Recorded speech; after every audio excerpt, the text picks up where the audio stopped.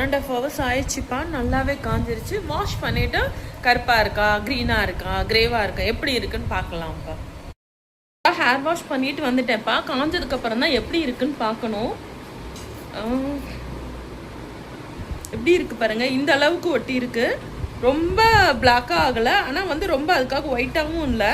ஒரு ஆரஞ்சு மேலே ஒரு க்ரீன் போடும்போது என்ன மாதிரி ஒரு டார்க் ப்ரௌன் கலர் கிடைக்குமோ அந்த மாதிரி தான். ஆனால் அது பிளாக் மாதிரி தான் இருக்குது. காஞ்சதுக்கு அப்புறம் இங்கே வேறு ஃப்ரண்ட்லாம் எவ்வளோ ஒயிட்டாக இருந்தது தெரியுமா? எல்லாமே கவர் ஆகிருக்கு. இங்கே பாருங்க. அதனால் வந்து கண்டிப்பாக நீங்களும் இந்த மாதிரி ஹெர்பல் ப்ராடக்ட்டு ஓகே அப்படின்னா நீங்களும் கண்டிப்பாக போடுங்க. உடம்புக்கு இதுதான் நல்லது. சரி, நீ காஞ்சதுக்கப்புறம் எப்படி இருக்குன்னு பார்க்கலாம்ப்பா. நல்லா காஞ்சிருச்சுப்பா. இங்க பாருங்க எவ்வளவு தூரம் எப்படி ஒட்டி இருக்கு பாருங்க. நல்லாவே ஒட்டி இருக்கு.